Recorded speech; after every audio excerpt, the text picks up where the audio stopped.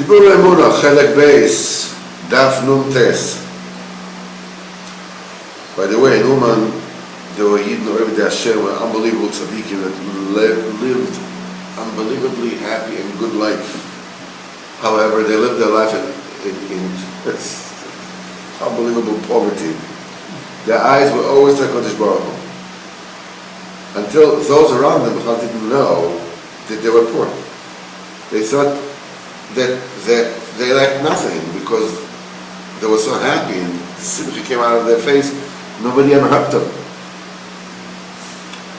For instance, the Pirchas Yeshua from Chirin was a Yid Orev Hashem. Everybody knew he was a tzaddik. When he was davening, he was lifting his head Klapei Malo from such yearning, Kisurim Tashem Yisbarach.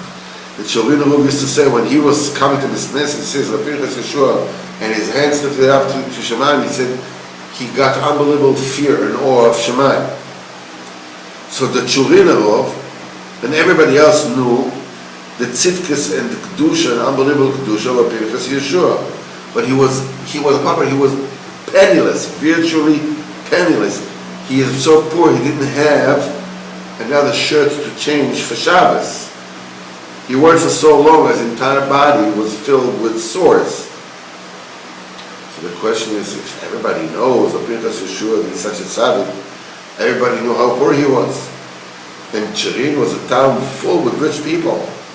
Rabbi Abel, the town of Nossen, Rabbi Shebreslov, they were the biggest share. How come they didn't come to help him? How come he remained in such unbelievable tzidkes and unbelievable poverty? Reb Simchas had this bekias, has this proficiency, had this expertise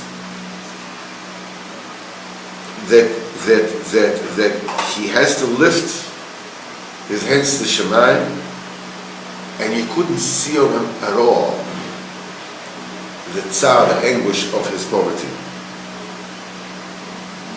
This is where the nisayon is that the Pirchas Yeshua had, his nisayon was to deal with poverty. And he dealt with it with unbelievable success. Okay, but where were the rich people of his time? He says, I saw with my own eyes the shul in Chirin. It was like a palace. It was standing outside, and it had an orchard. It had an orchard outside. By the way, the Chirinov said once in the Mizrach of Chirin that it is full with it is cramped with important people that are sitting very close to one another, but the insides of each one was very, very far from one another. So how can they let this tzaddik, the one of their own town, that he will have sores all over his body from poverty? Really, it's a kasha. And the teretz, people like us, we don't have teretz. That's where the shkocha wanted it. And there is an unbelievable secret in the Seder Livroim, in the order of creation, that we cannot possibly stand on it. Nevertheless, we have to emphasize that the simcha of Pirchas Yeshua in the Kodesh Baruch Hu was without an end.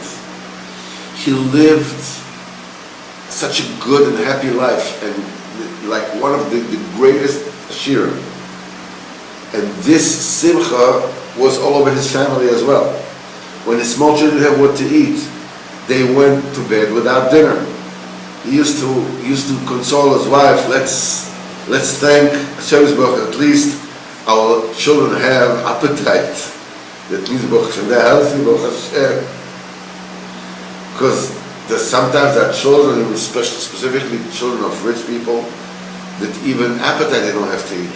We have to take them out of town. You have to take them to places where the air, gives them appetite, whatever it is, because they're so, their disposition is so weak. Baruch Hashem, we don't have this worry. Our children are hungry, they're healthy. It says we saw many of the huge tzaddikai adoros that were unbelievably poor. Like Reb Zisha was unbelievably poor, but they all lived incredibly good life, as if they were the wealthiest men in the land. And the Chinam, Historias Darkei Hashem. The story is not Kesha. He says, by the way, whilst we're talking about the Rebbe of Zisha, it is told about him that once a woman gave him a big coin, he should daven over her son that was very sick. So Zisha took the coin and made the Suda. So the woman said, Rebbe, I thought that you're going to daven, that you're going to fast. Instead of this, you're making a Suda when my son is dying. The Rebbe says, when the Zushi doesn't eat, it's because he doesn't have what to eat. So he doesn't have, that doesn't have a direct meaning in Shaman. Because he's fasting, in Shaman they're ready for him to fast. But when Rav Zisha makes a Suda in Shaman, he says, whoa, wait, time out. How come Zisha is making a Suda? They know because the sick son is making a Suda. The father, you'll have him for a Shleimah because of that. It's close to that.